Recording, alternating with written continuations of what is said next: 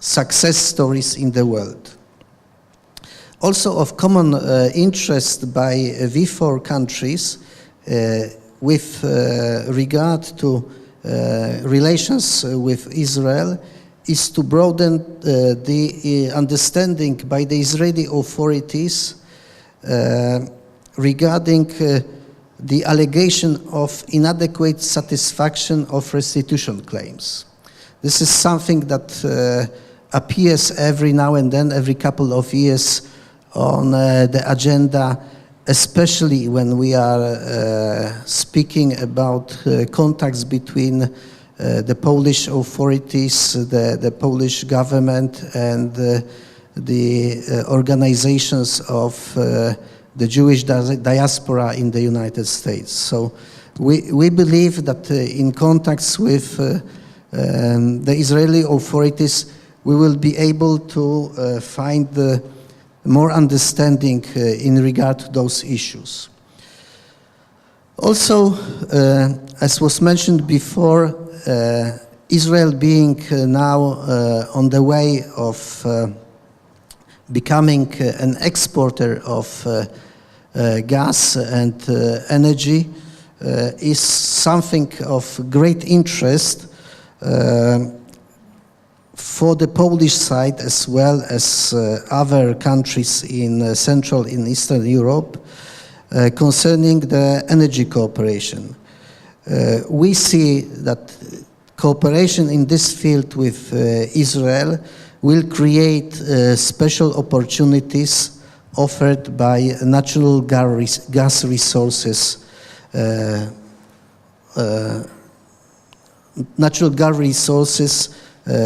on the Israeli side. Last but not least, what is also of interest, not speaking about the issues of national security, but this has something to do also with this, is common interest in mastering the current migration crises. This is where both interests of the countries of Central Eastern Europe and of Israel meet. I believe I will finish now and give opportunity for further discussions. Thank you. Thank you very much. I mean, I think that was quite an extraordinary expose in a very limited amount of time, because I think you touched on, I would say, practically all the relevant issues, and I'm hoping that we'll have an opportunity a bit later to flesh some of them out.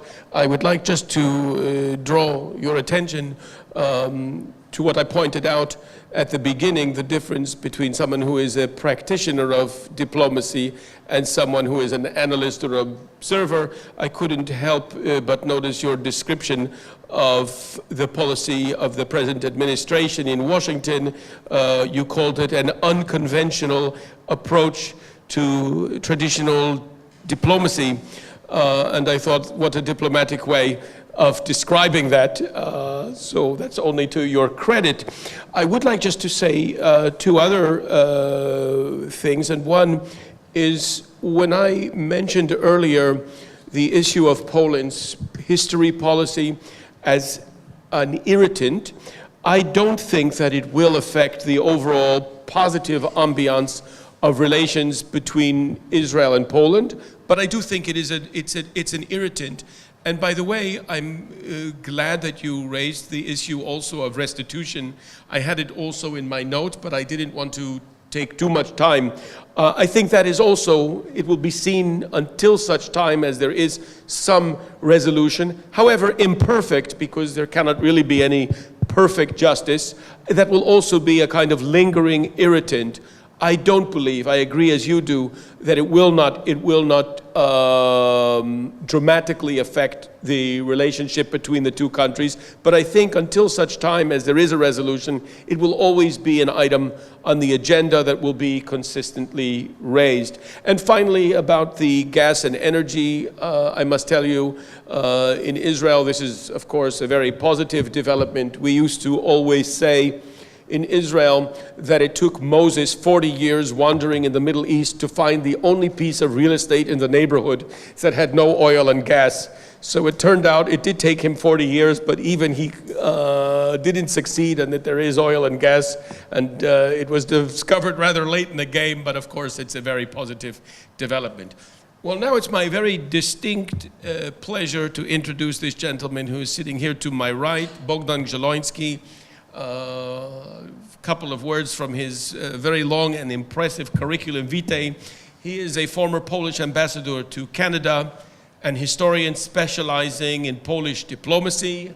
He is the author of a number of books. I will mention only two of his recent publications. One, The U.S. Ambassadors of Roosevelt to Moscow, and another, Ara and Diplomacy, The Return of Polish Treasures to Wawel. He is currently a professor of law at the University of Social Sciences and Humanities in Warsaw. I hope I've rendered the name of that institution correctly.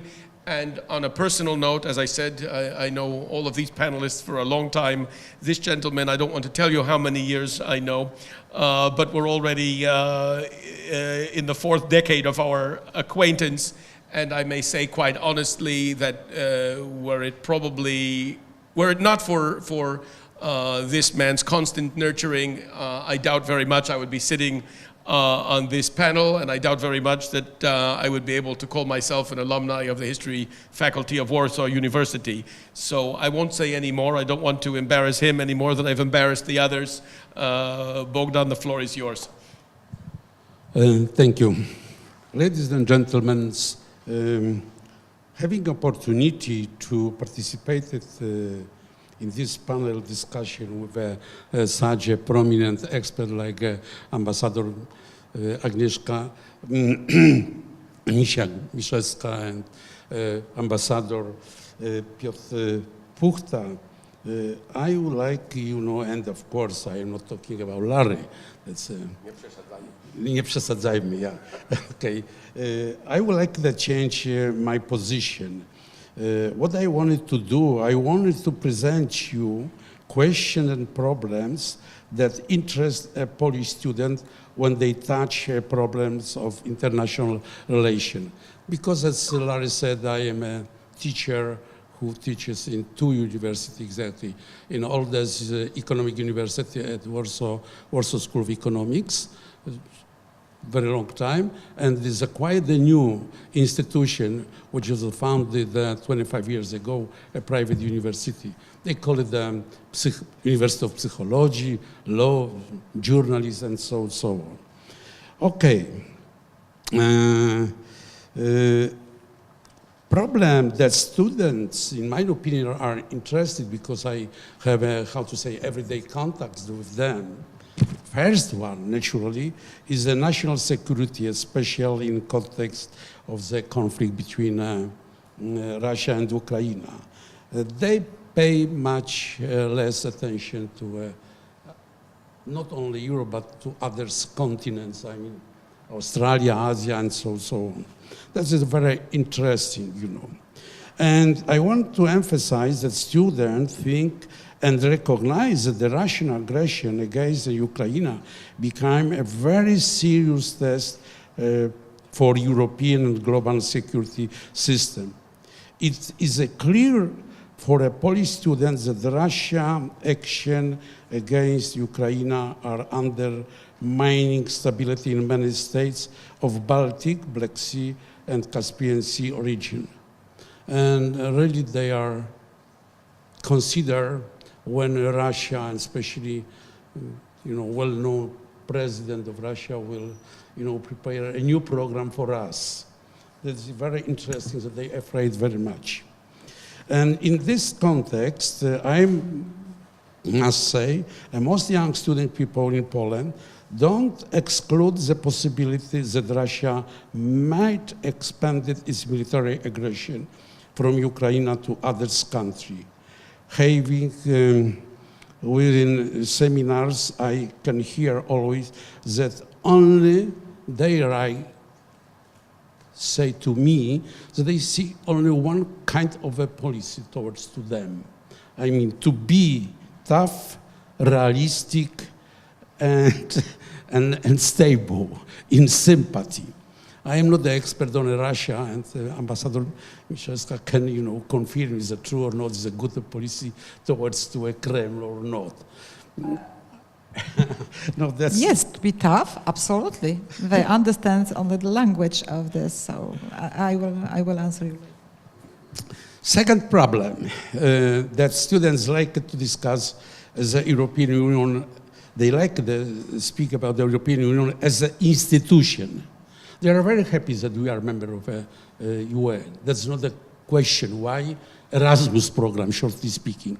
But with another hand, they have not enough information about what Brussels is doing, every day. No, really. For them, they seem like a very, a bureaucratic institution with the, too many administrators. Some of them, they present very poorly for them. That's not true that they are making a lot of jokes about some of them. So that's very interesting. I don't want to continue, but it's a problem for sure. Because, some of them who present a deep knowledge of history try to compare Brussels to a League of Nations. That was a very nice institution, but not effective. I am only repeating. I am not saying as true or not, but that's very interesting. Of course, they are not what. That's just students, first, second years of studies. That's very interesting. That's quite new because I, started with a history of common law and so on. I am not presents you views of this older, students who are finishing their study. That's a different story. Problem that is very interesting for them and particularly important is a problem of immigrants. I asked them what they're thinking because they have a much more opportunity than I. They travel around Europe and they meet lots of colleagues. And I would like to emphasize that undoubtedly young people have a positive attitude towards immigrants from Central and Eastern Europe, from Georgia, Armenia, and point. Why? They think that our economy, our history, does not open easy adoption for immigrants from different regions, like from Africa or, Asiatic countries, from away. That's their opinion. What else? In a student's opinion, our relation with the general Eastern European states are good. They are very happy.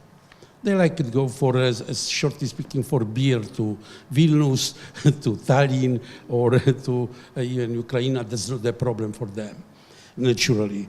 They are very happy with a new initiative of Polish government, Free Seas initiative, which in their eyes gives, I don't know is it true or not, chance for better use of their resources, both human as well as natural resources of this country. I would like to remind you they are students of economy. There's a little bit different. So they analyze situation through economy. They don't know. And what else? Naturally, I am very happy because after 25 years, I see that we have a better type of students, open to the world, shortly speaking.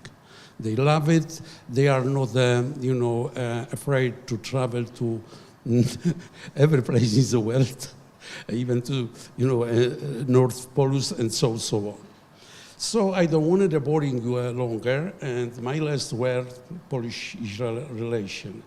I only want, emphasize that Israeli-Polish relation began to change for the better when Laurence arrived to Poland, one of the first young Georgetown University student in 1983.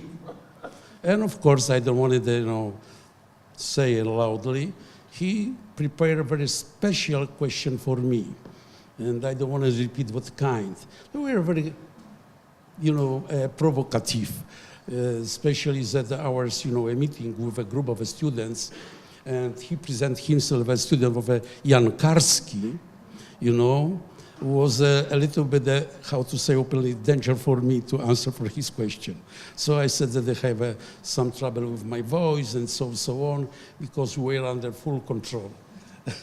So Larry and Madame and Mr. Ambassador, thank you very much for your company. And that's it.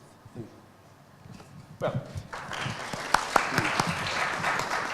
Well, now it's my turn to be embarrassed because I've caused everybody else on the panel that degree of embarrassment. Before we open up the floor to questions, and I would like to give an opportunity for everybody present to address their questions to the panelists. Could I ask all of you, what do you see now in the period that we are living in presently, which I think all of us would agree presents many challenges, but what do you, the three of you, believe are the most important challenges today facing Poland and Israel, to the extent that we can speak about them as having certain common interests, and I think we've established that they do have certain common interests, particularly, and this perhaps is best addressed to Ambassador Magdziak-Miszewska, what do you see are the challenges posed particularly, well, we would say by the rather expansive policies, here I'm trying to borrow the diplomatic language of my colleagues, the rather expansive policies that we can see being practiced in the East. I can say, first of all, as someone who lives in Israel, we are now in a rather new situation. For the first time, we have Russian troops. It's not completely the first time because, of course, there is a history of a Russian presence in the Middle East.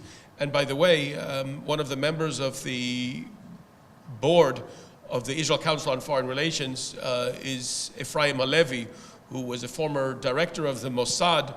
And as he always likes to remind people, he said Russia is not an outsider in the Middle East.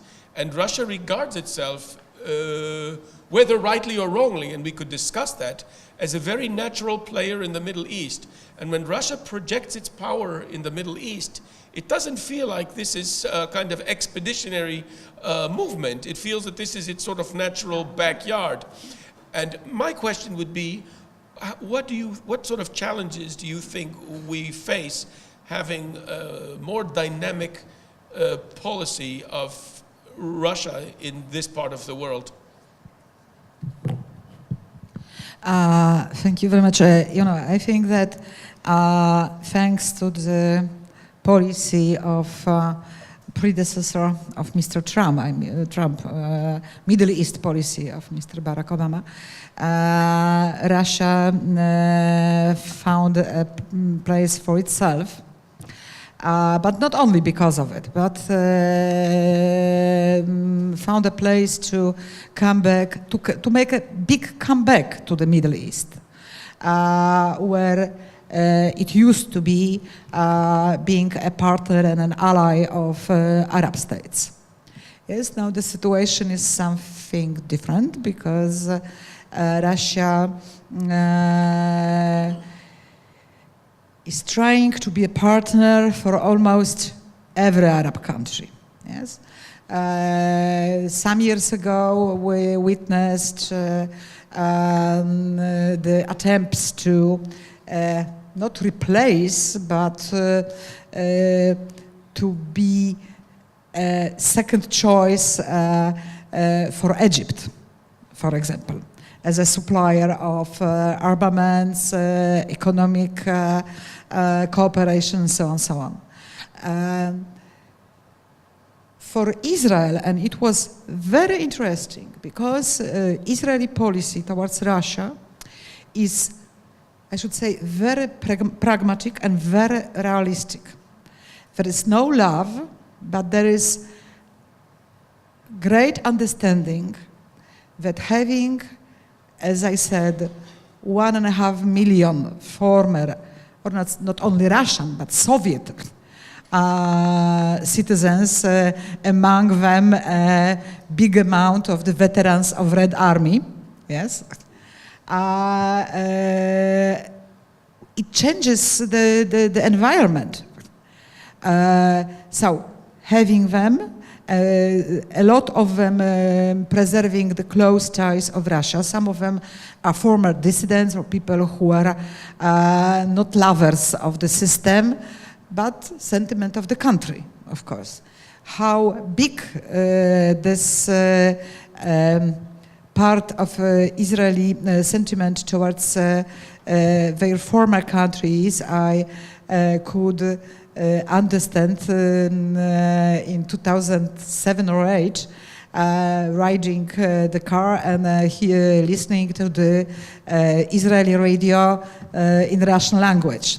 And for those of you who understand Russian, I just heard the advertisement. Same лучшие елки на Рождество можно покупить недалеко от Хайфы. I mean, the best Christmas trees for Christmas, and I'm in the middle of Israel, yes, for Christmas, you can buy near Haifa market or something like this. Okay, this is one thing. So, having that minority, very important for Israel, and having Russia on its borders, Israel have to play very wisely, cooperating with Russia, and trying to minimize the potential threats. As one of our partners from Ministry of Defense, Amos Gilad, used to say,